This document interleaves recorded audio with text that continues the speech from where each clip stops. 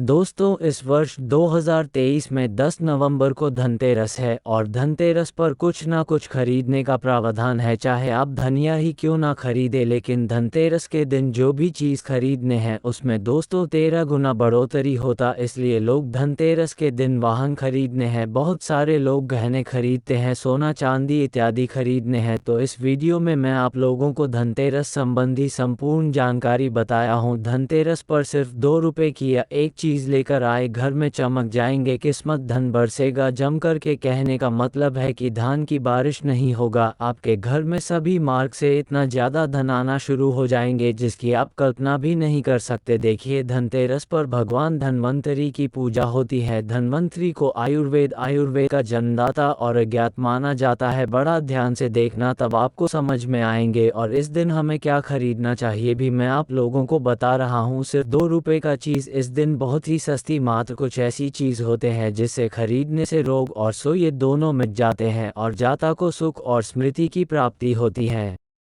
आप अपने समर्थ अनुसार आज के बारे में बताएंगे। कुछ ऐसी सामग्री है जिसे आप खरीद सकते हैं। अब आखिर जानते धनतेरस के दिन हमें क्यों खरीदना चाहिए, बाकी दिन क्यों नहीं खरीदना चाहिए। देखिए, जो धनतेरस का दिन होता है ये धन प्राप्ति करने का सर्वश्रेष्ठ दिन माना जाता है। धनतेरस के दिन जो भी वस्तु खरीदने हैं उसमें 13 गुना ज़्यादा प्रभाव बढ़ जाता है तथा अच्छा तो हो जाते हैं। माँ की चलिए, अपने धनतेरस के दिन जैसे कि कोई वाहन खरीदी प्रभाव हो जाते हैं, 13 गुना ज़्यादा प्रभाव बढ़ जाते हैं। कुछ वहाँ की फिर कभी भी उसे वहाँ से आपको दुर्घटना नहीं होगी, किसी को नुकसान नहीं पहुँचती। खाने का मतलब है कि धनतेरस के दिन जो भी चीज़ों का खरीदारी करते उसमें आपको शुभ फल प्राप्त होता है। तो हमें धनतेरस के दिन क्या खरीदना चाहिए, तो आप अपने समर्थ अनुसार धनतेरस के दिन आपके पास जितना पैसे हैं, आपके पास जो समर्थ हैं उनके अनुसार कुछ चीज़ों को खरीदारी कर सकते हैं, जो कि इस वीडियो में मैं आप लोगों को बताऊंगा। और अगर मेरे वीडियो में बताएंगे 5 में से कोई भी आप एक चीज़ खरीद देते हैं तो माता लक्ष्मी आपके घर में आ जाएंगे।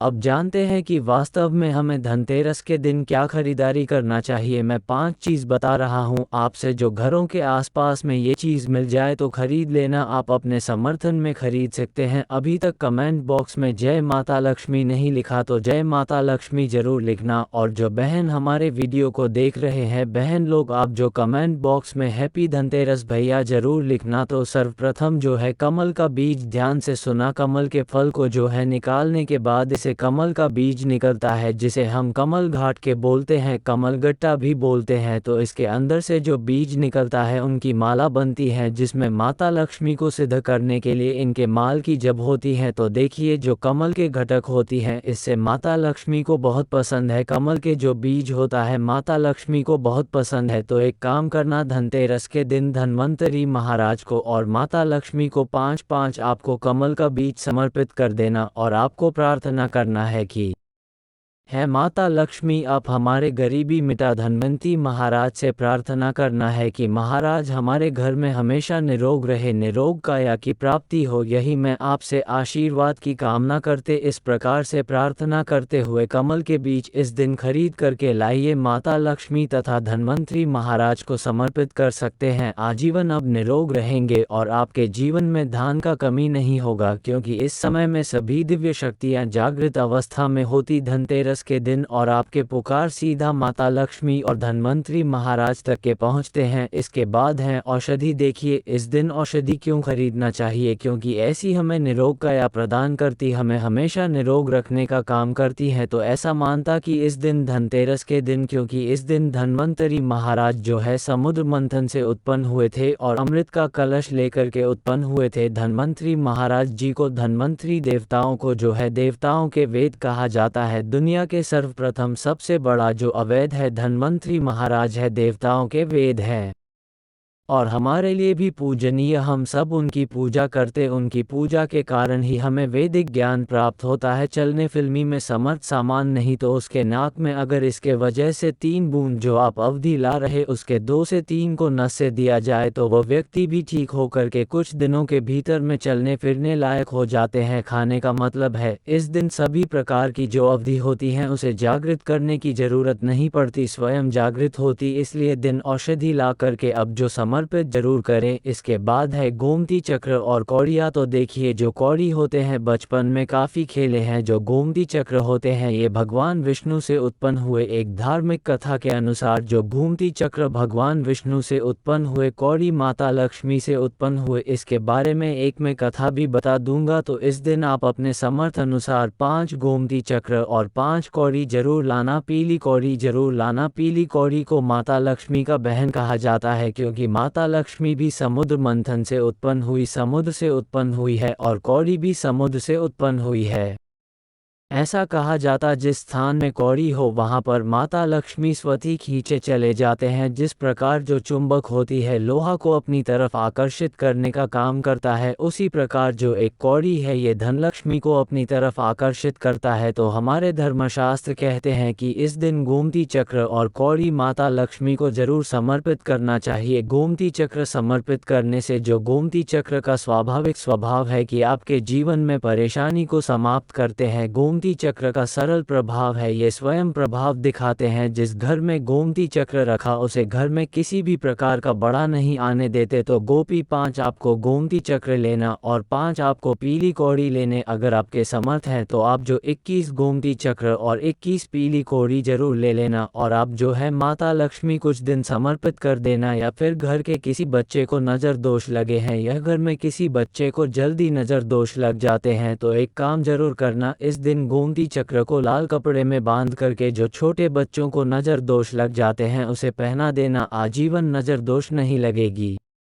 और फिर जिनके घर में लंबे समय से बीमारी है, जो बीमार से छुटकारा पाना चाहती है, खुद आपको कोई रोग हो, अब चाहते को रोग से आपको मुक्ति मिल जाएगी। फिर कोई लोग आपके ऊपर में किया कराया कर देते हैं तो आपको इस दिन 7 गोमती चक्र लेना और शैली से 7 बार उतार करके से बहते हुए जल में बहा देना। भारत में जल की निर्मल धारा में प्रवाहित कर देना है। बिल्कुल ही जल के धारा के साथ में आपके शरीर में किए गए तंत्र विकार गोमती चक्र खींच लेंगे, बहा देंगे और आप आजीवन बीमारी से मुक्त रहेंगे। इसके बाद है झाड़ू में प्राचीन ज्ञान में, इसलिए आप सभी दर्शकों को इस प्रकार संपूर्ण जानकारी बता रहा हूं, क्लियर जानकारी बता रहा हूं, ताकि आप सभी दर्शक इस चीज़ को खरीदते समय, जिसके नहीं आप सब मेरे परिवार हैं, आप सब मेरे हिस्से हैं। झाड़ू इस दिन क्यों खरीदना चाहिए? क्योंकि झाड़ू को माता लक्ष्मी का स्वरूप माना जाता है। धर्मशास्त्र भी कहते हैं जो झाड़ू है ये लक्ष्मी, जो कचरा है राहु है।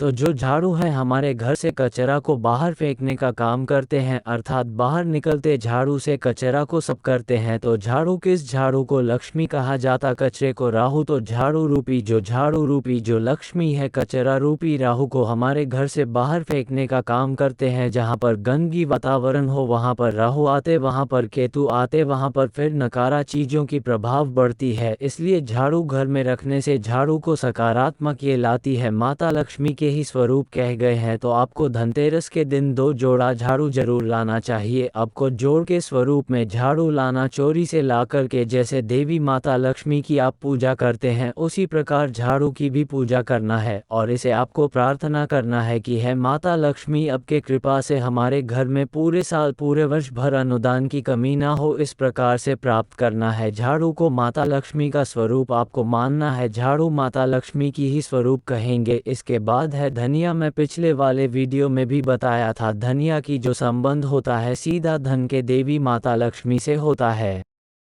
देखिए, आज भी ग्रामीण क्षेत्र में धनतेरस के दिन धनिया बाए जाते हैं। ऐसा मान जाते धनतेरस के दिन कोई व्यक्ति घर में धनिया खरीद करके लाइन और इसे बोते हैं तो ऐसे व्यक्ति के जीवन में जैसे जैसे धनिया कर में बनना शुरू होते हैं वैसे वैसे ऐसे व्यक्ति की जीवन में शरीर परेशानी है, चाहे धन संबंधी परेशानी हो, चाहे किसी भी प्रकार का परेशानी, वो परेशानी दूर होता है। जैसे जैसे धनिया का कार्य बढ़ता है वैसे वैसे व्यक्ति की अध्यात्म उन्नत होता है। तो कैसा करना होता है? पर तो आपको मार्केट से 1 मुट्ठी धनिया खरीद करके लाना चाहते तो 1 किलो भी खरीद करके ला सकते हैं, लेकिन उपाय बताओ। उसमें आपको 1 मुट्ठी धनिया चाहिए। 1 मुट्ठी धनिया को लाल कलर के वस्त्र में आपको डाल देना और इसे माता लक्ष्मी की श्री चरणों में समर्पित कर देना। आपको प्रार्थना करने की, माता इस धन्य से हमारा दुर्भाग्य दूर हो। इस प्रकार से प्रार्थना करते हुए कुछ आपको अपने घर के मसले में डाल देने पीस करके, और कुछ धनिया को और जो को ज़मीन में डाल देना। जैसे जैसे धनिया उगना शुरू होंगे वैसे वैसे आपकी प्रगति होना शुरू हो जाते हैं। फिर ये लगाए हुए धनिया को, जो कच्चे धनिया होता है, आपको इसे आप जो सब्जी के रूप में आप इसका प्रयोग कर सकते हैं। आप इसे खाना चटनी में भी बना करके आप इसे खा सकते हैं। जैसे जैसे खाना शुरू करेंगे, जैसे जैसे करेंगे, आपकी जीवन में अध्यात्म उन्नति होना शुरू हो जाते हैं। 5 उपाय बताएं, सबसे सरल उपाय बताएं जिस उपाय से आपका भला होगा, आपका कल्याण होगा। तो आप अपने सामान अनुसार 5 में से कोई भी एक वस्तु अपने घर में ज़रूर खरीदें।